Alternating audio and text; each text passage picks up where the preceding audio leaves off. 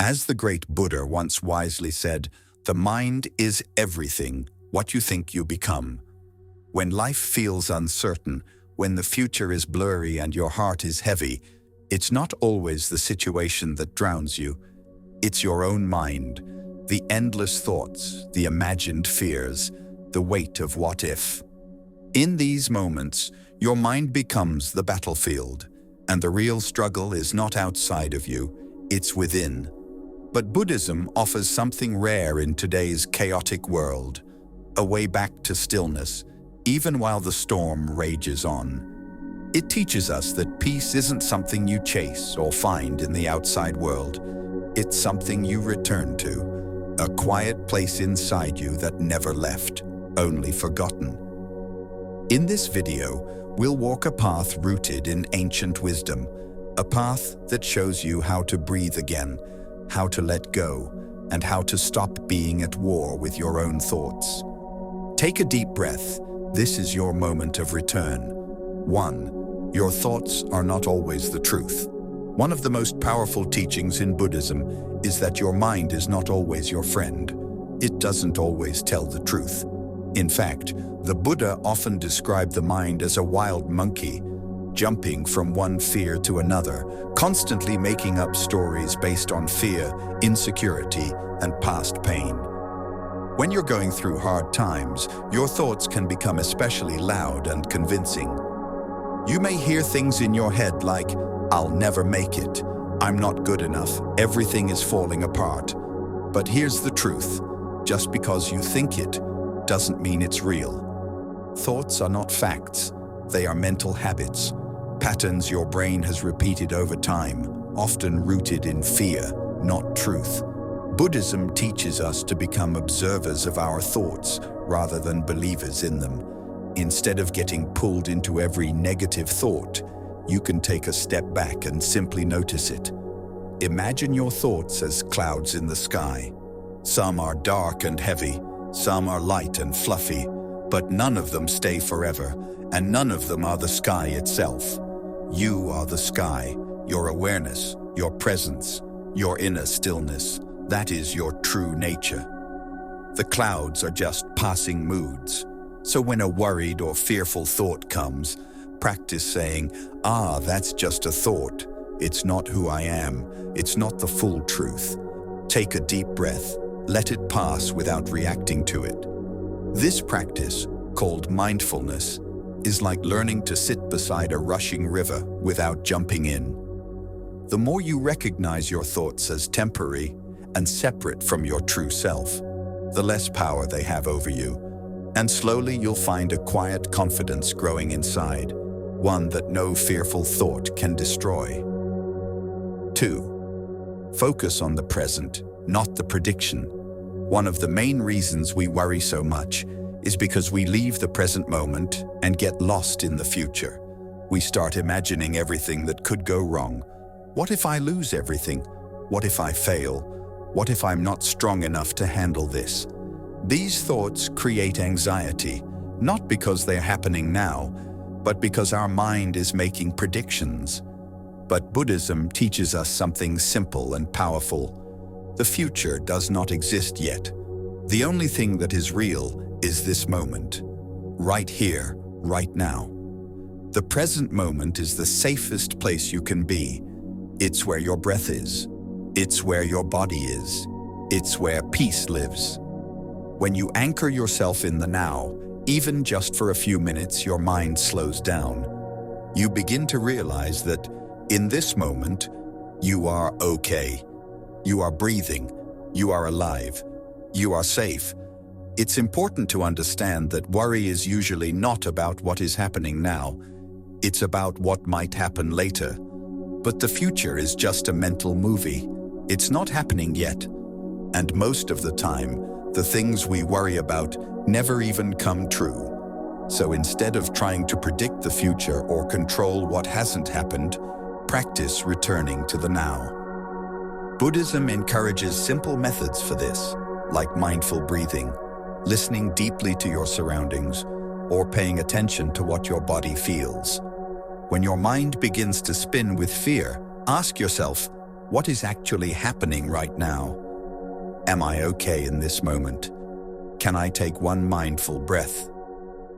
These small practices pull you out of the storm of what-ifs and back into the calm of what is. Because the truth is, you don't need to figure out the next 5 steps. You just need to take the next breath. And in doing that, you give your nervous system a chance to relax, your heart a chance to open, and your soul a chance to rest. First, you stop drowning in imaginary futures and start living in real peace.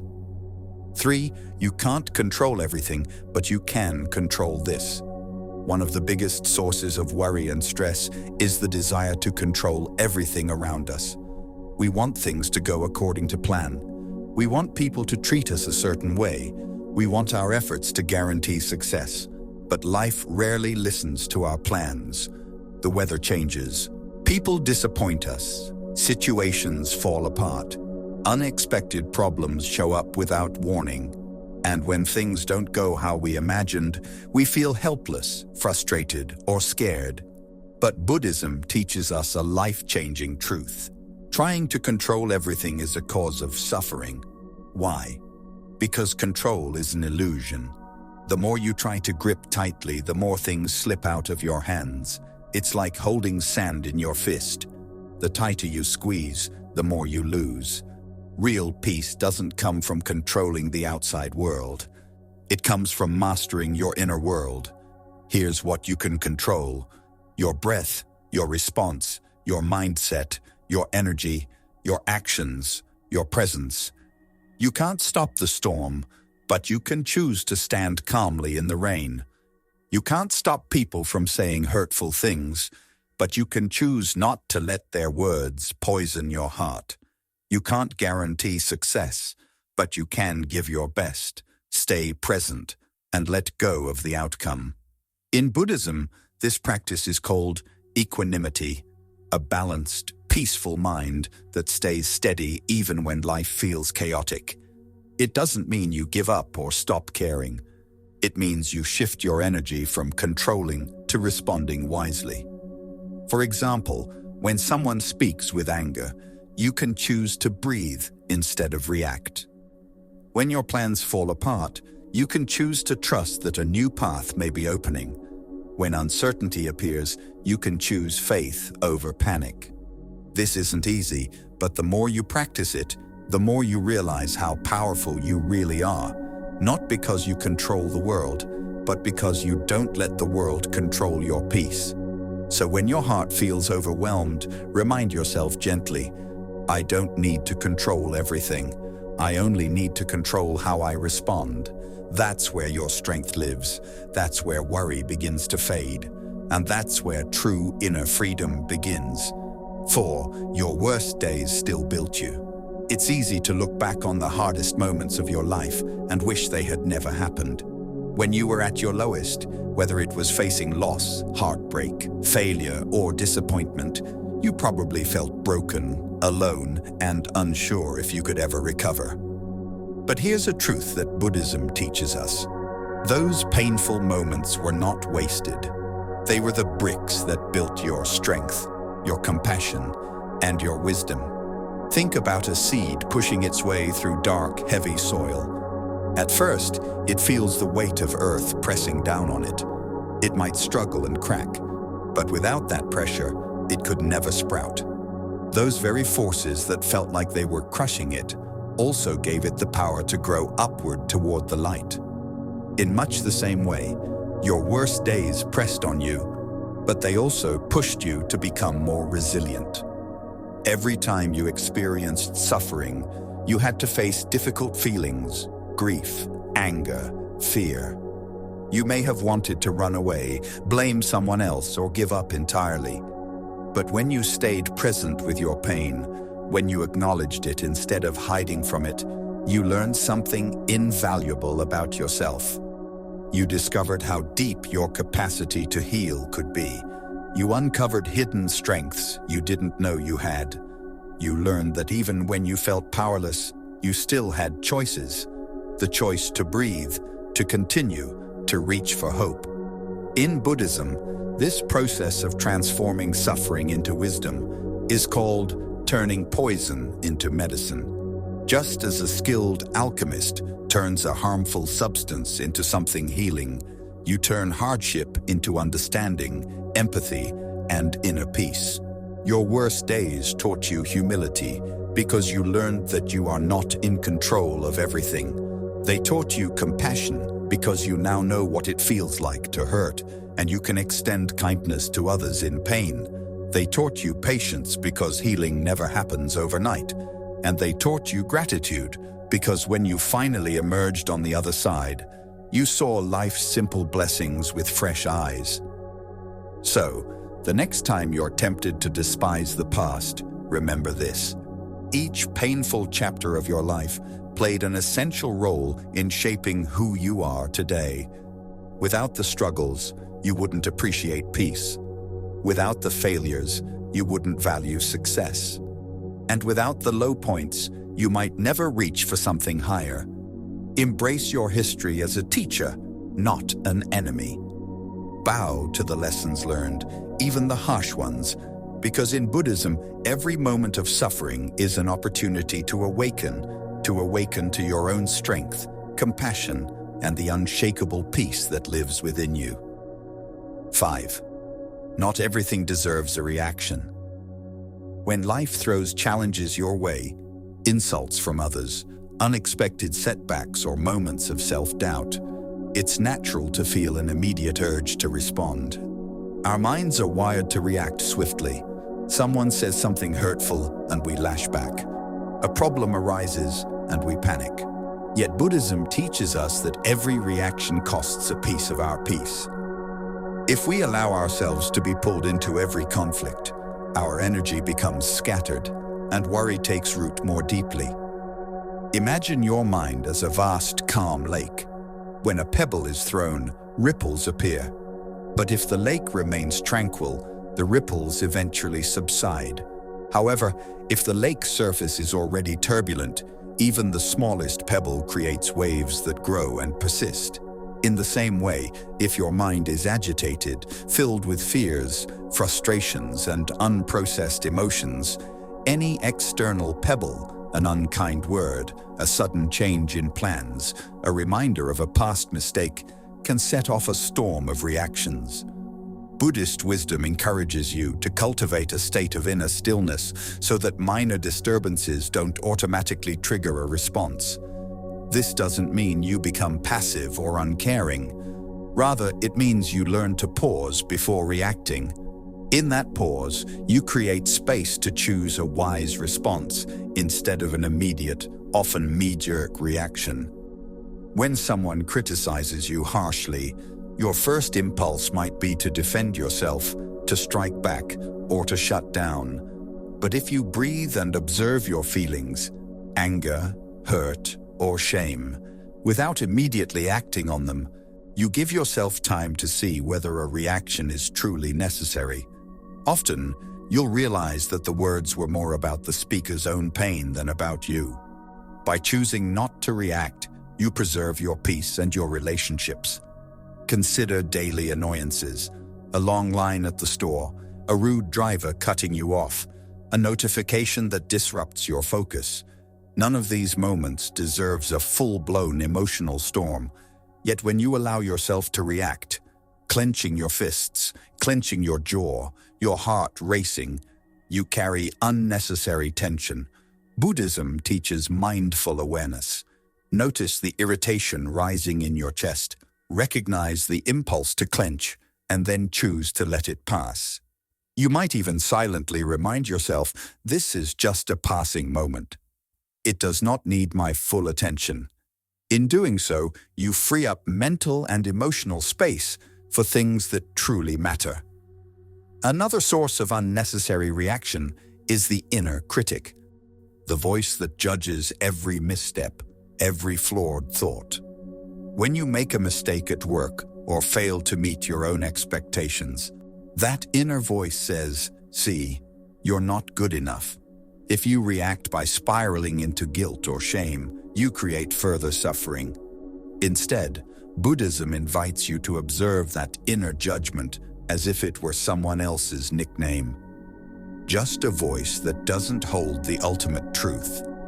By not reacting to that critic, you weaken its power. You discover that self-worth isn't defined by every fleeting thought or error. Not everything deserves a reaction, because most disturbances, both external and internal, are temporary. They flicker in and out like passing clouds.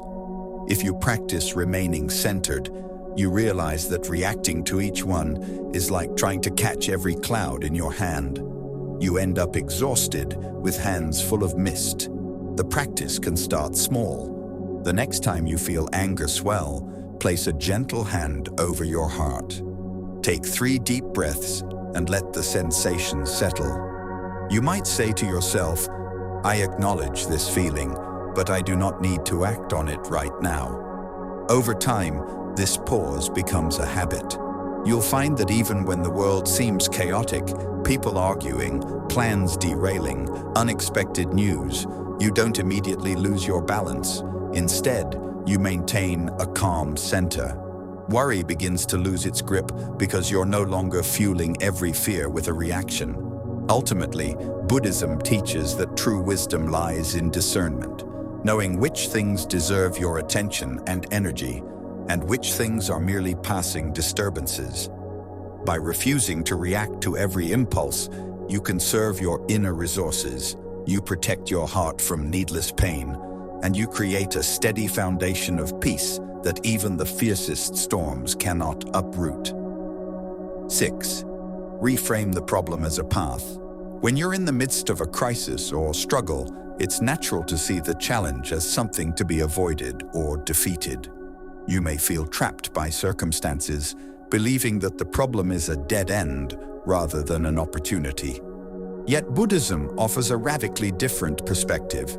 Every difficulty you face can be a gateway to growth and awakening. Instead of seeing obstacles as roadblocks, you learn to view them as signposts pointing you toward deeper wisdom.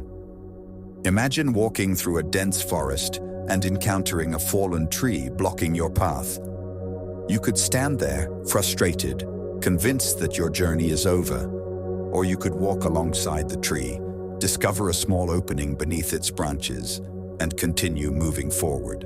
In that narrow gap, you might notice new plants, fresh sunlight filtering through the leaves, or a hidden stream you never would have seen otherwise. The obstacle itself becomes part of your adventure, a lesson in adaptability and perspective. Buddhism calls this process turning poison into medicine. Every problem has within it the seeds of its own solution, if only you're willing to look deeper.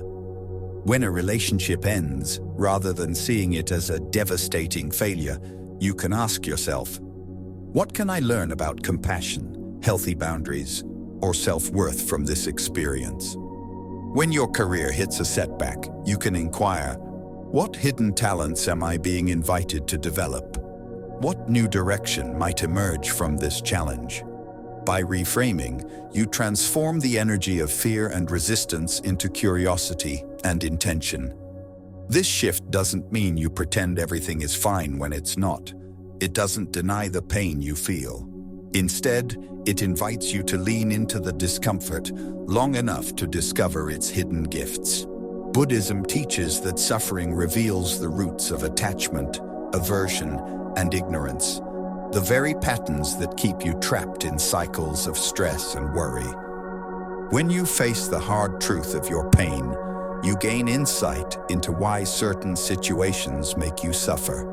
Perhaps you realize that you've been clinging to a specific outcome, or that you're resisting change because it feels too uncertain.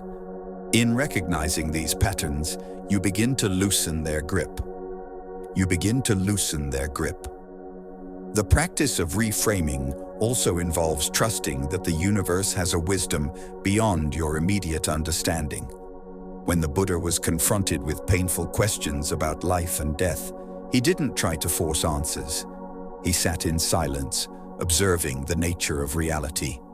In your own life, when a problem arises, pause and breathe before reacting. Notice the story your mind wants to tell, how it might exaggerate the problem or assume there's no way out. Then gently ask, is there another way to see this? What might this circumstance be teaching me? As you cultivate this mindset, you become less reactive and more responsive. You create space to see not only the difficulty, but also the possibility within it. When you reframe challenges as paths, you begin to appreciate the richness of the journey itself. Buddhism emphasizes that life is impermanent and ever-changing. Joy and sorrow flow hand in hand. By embracing this fluidity, you're no longer a passive victim of circumstances, but an active participant in your own awakening. You start to notice how each trial refines your character, strengthens your patience, and enlarges your capacity for compassion. Even when the path feels treacherous, when heartbreak, illness, or failure looms large, you can walk it with intention, knowing that every step brings valuable insight. Over time, this practice of reframing becomes second nature. Difficult situations no longer paralyze you, but invite you to step forward with curiosity. Worry loses its power because you're no longer obsessed with trying to avoid discomfort. Instead, you're focused on learning from it. You trust that every problem, no matter how daunting, holds a lesson that will guide you toward greater clarity and inner peace. In this way, Buddhism transforms suffering into a powerful teacher, showing you that what you once viewed as a closed door was simply an invitation to discover a new path. 7. Faith is the antidote to fear. Fear often thrives in uncertainty. Imagine standing at the edge of a dark forest, not knowing what lies within. Your mind conjures every possible danger, and your heart pounds with apprehension. In Buddhism, faith, sometimes called saddha in the Pali language, is not blind belief, but an inner confidence rooted in experience. It's the light that helps you move forward even when you cannot see the entire path. When hard times darken your outlook, faith becomes a shield, allowing you to stand tall amid uncertainty. First, understand that fear often arises because the mind tries to predict outcomes it cannot control. When you ask, "What if I fail?" or "What if my worst nightmare comes true?" you are projecting possible futures onto a blank screen. Buddhism says this kind of projection is like watching a scary movie in your head. Your imagination writes the most frightening script. Faith interrupts it by reminding you that you don't need to know the ending to take the first step. By doing simple things like pausing to feel your breath or recalling times you overcame challenges, you build inner trust that life can unfold wisely, even if you don't have every answer. Next, know that faith comes from real experience, not from motivational quotes. Think about times you faced hard moments, an illness, a breakup, or money trouble, and still found a way through. Remember how, even without seeing the solution at first, you found strength inside, resilience, creativity, or support from friends or strangers. Those moments show that help is available, sometimes from your own heart, sometimes from the world around you. By recalling these times, you water the seed of faith. If I made it through before, I can trust myself to face uncertainty again. Another way Buddhism supports faith is through the idea of impermanence, anicca. Everything changes, your situation, your feelings, and even your body. When you see that no painful moment lasts forever, you begin to trust the natural flow of life. Just as storms end, your current challenges will pass too. Accepting this truth doesn't mean you become passive. Instead, you see that both good and hard times come and go. With this view, you can rest more calmly in the present, knowing today's fear won't last. Faith also grows through community and the guidance of wise teachers, through scriptures, meditation guides, or caring friends. In early Buddhist communities, People gathered to hear the Buddha's teachings and share their stories. This shared faith reminds you that you are not alone in your struggles. Others have walked similar paths, found ways to heal, and discovered peace. When you hear how meditating monks stayed calm in crises, or how practitioners turned suffering into compassion, it plants a seed in your heart. If they could do it, maybe I can too. These examples strengthen your belief that change and healing are possible. Also, Buddhism teaches that faith and effort work together. Faith isn't just waiting for miracles, it is active practice. Even one honest breath counted as meditation can build your conviction. When fear grips your mind, you can say, "I trust that by returning to my breath, I will find clarity." Each time you do this, each moment you choose mindfulness over panic, you strengthen the bridge between fear and faith. Over time, that bridge grows strong enough that fear no longer takes control when uncertainty appears. Notice how faith changes your relationship with fear. Instead of seeing fear as an enemy to defeat, you see it as a messenger pointing to places that need deeper trust or wisdom. When fear shows up, you pause and ask, "What is this fear trying to teach me?" It may reveal hidden attachments, quiet worries, or forgotten dreams. Faith helps you meet that message with curiosity instead of running from it.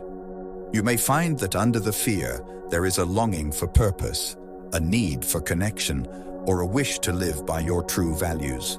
In this way, faith becomes the remedy for fear, not because it erases all anxiety, but because it helps you respond in a new way. With faith, you notice fear and still choose to move forward. You trust that each breath, each present moment, will bring the clarity you need. As faith grows, you'll see fear loses its power to freeze you. Instead, it becomes a gentle reminder to gather your resources, call on your inner strength, and step into the unknown with courage. In the end, these 7 lessons are more than ideas. They are practical reminders that you can change how you respond to fear and hardship. Your thoughts are not always truths. The present moment is all you truly have. You may not control everything, but you can always choose your response. In practice, every painful experience has built your resilience. Not every disturbance needs a reaction. Every challenge can teach you something, and faith, rooted in past strengths and trust in impermanence, will support you when fear arises. As you live these teachings, you shift from being overwhelmed by outer events to feeling centered in your inner wisdom. Worry may still visit, but it does not have to stay. You learn to sit with uncertainty, breathe through it, and move forward with calm assurance. May these principles guide you whenever life feels heavy. Return to them whenever you need. Read them, reflect on them, and let them lead you back to peace. By doing this, even in hard times, your heart can stay open, your mind clear, and your spirit keep growing. Thank you for watching. If these lessons touched you, take a deep breath now, appreciate your progress, and step gently into the next moment.